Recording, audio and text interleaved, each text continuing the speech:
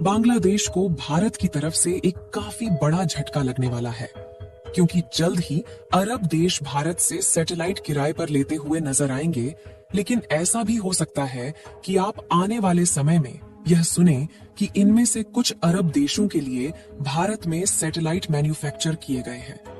Main खबर यह है कि भारत के स्पेस प्रोग्राम की ताकत को तो बांग्लादेश नहीं समझ पाया, इसलिए इतना करीब होते भी बांग्लादेश अपने पहले और दूसरे सैटेलाइट के लिए रसिया और यूरोपीय देशों का दरवाजा अभी तक खटखटा रहा है।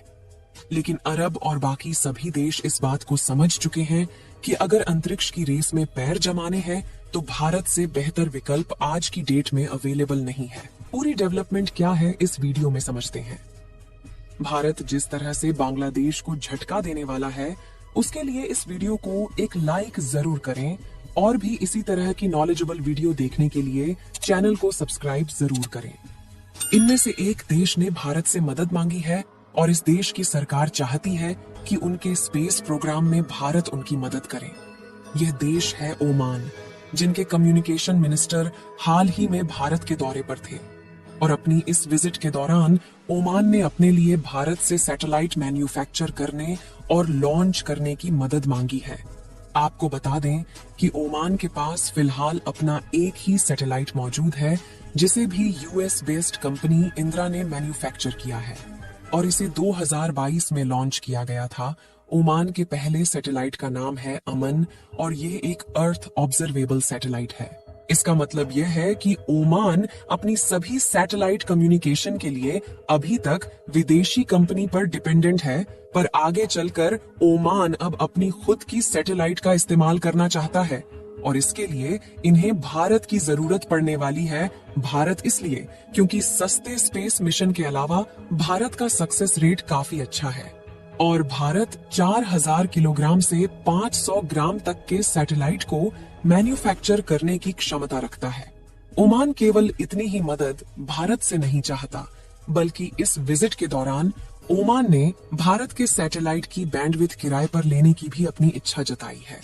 इसका सीधा मतलब ये है कि ओमान सैटेलाइट इंडस्ट्री, कम्युनिकेशन और इमेजिंग के लिए भारतीय ट्रांसपॉन्डर को रेंट पे लेना चाहता है। एक टाइम पर भारत भी एक मोटी कीमत देकर ऐसे सैटेलाइट को दूसरे देशों से किराए पर लेता था, लेकिन आज भारत न केवल अपने लिए बल्कि दूसरे देशों के लिए भी सैटेलाइट्स प्रोड्यूस कर सकता है।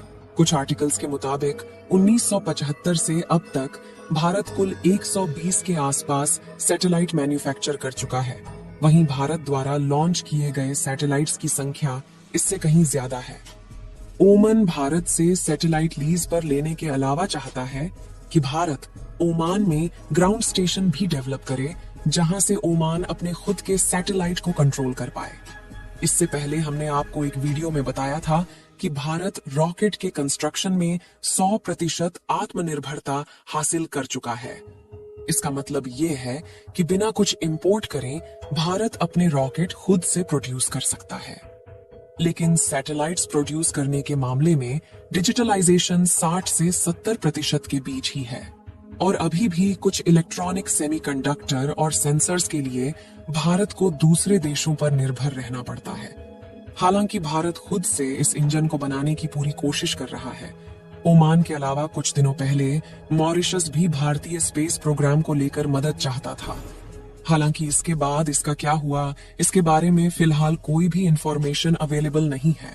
इसके अलावा भारत को बांग्लादेश के ऊपर जिस कार्यवाही को पहले से ही कर देना चाहिए था, वह कार्यवाही यूरोपियन यूनियन ने बांग्लादेश के ऊपर कर दी है। आपको बता दें कि भारत में प्लास्टिक पोल्यूशन फैलाने में बांग्लादेश का भी काफी बड़ा हाथ है और हर साल भारत ने बांग्लादेश से इलीगल कई टन रिसाइकिल प्लास्टिक इंपोर्ट की जाती है।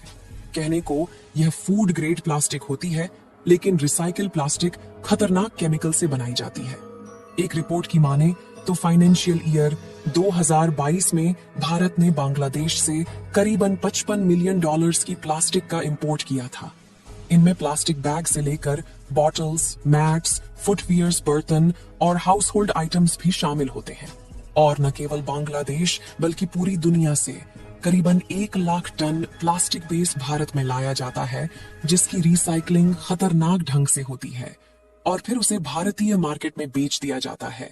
खैर, बांग्लादेश प्लास्टिक वेस्ट को रिसाइकिल करके प्लास्टिक से बने खतरनाक आइटम भारत में इंपोर्ट करने का काम करता है। और न केवल भारत बल्कि बांग्लादेश की प्लास्टिक पूरे यूरोप में इंपोर्ट की जाती है।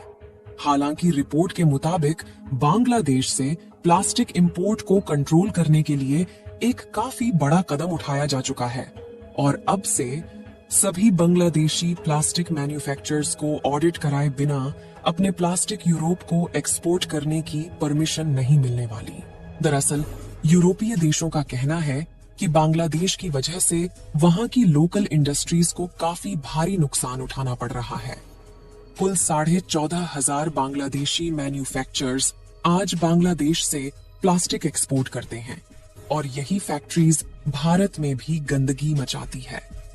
एक रिपोर्ट के मुताबिक आज की डेट में बांग्लादेश करीबन 70 देश को प्लास्टिक एक्सपोर्ट करता है और पूरे विश्व में प्लास्टिक मार्केट वैल्यू आज $609 बिलियन के आसपास है। यूरोपियन यूनियन ने बांग्लादेश पर इल्जाम लगाते हुए यह भी कहा है कि बांग्लादेश रिसाइकिल प्लास्टिक को वर्जिन प्लास्टिक बताकर एक्सपोर्ट करता है। यहाँ तक कई बार बांग्लादेशी प्लास्टिक क्वालिटी चेक में फेल हो चुकी है। दरअसल यूरोप में बांग्लादेश को स्पेशल स्टेटस मिला हुआ है, जिसकी वजह बांग्लादेश से किसी भी इंपोर्ट पर कोई भी ड्यूटी पे नहीं करनी पड़ती। यही वजह है कि भारतीय प्लास्टिक इंडस्ट्री से साइज के मामले में आधी होने के बावजूद भी बांग्लादेशी प्लास्टिक इंडस्ट्री भारत को कड़ी टक्कर देती है। इनफैक्ट पिछले 1 साल में यूरोप के अंदर बांग्लादेशी प्लास्टिक का एक्सपोर्ट 20% तक बढ़ा है, जो अपने आप में काफी बड़ा फिगर है। यूरोप इस बात को अच्छे से जानता है कि बांग्लादेशी प्लास्टिक फैक्ट्री के ऑडिट में ज्यादातर मैन्युफैक्चरर्स फेल होने वाले हैं और इसी बात से बांग्लादेशी मैन्युफैक्चरर्स में घबराहट है, क्योंकि केवल ऑडिट को पास करने के लिए इंडस्ट्रीज को अपनी सप्लाई से लेकर पूरे मैन्युफैक्चरिंग प्रोसेस और इंफ्रास्ट्रक्चर को चेंज करना होगा, जिसमें करोड़ों रुपए की जरूरत पड़ती है। यूरोप के इस कदम से भारत में भी असर पड़ेगा और यह असर बुरा होने वाला है। अपनी फिगर को मेंटेन रखने के लिए बांग्लादेशी मैन्युफैक्चरर्स को और बड़ी मार्केट की जरूरत पड़ेगी और भारत एकदम आसान शिकार है।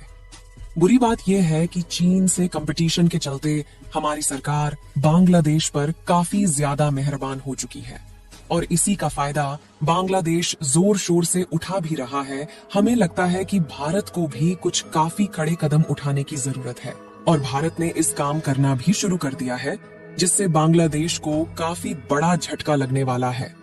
बाकी आपको क्या लगता है? भारत को अपनी रैकेट मैन्युफैक्चरिंग इंडस्ट्री ओमान देश में स्थापित करनी चाहिए या नहीं? अपनी राय कमेंट में जरूर बताएं।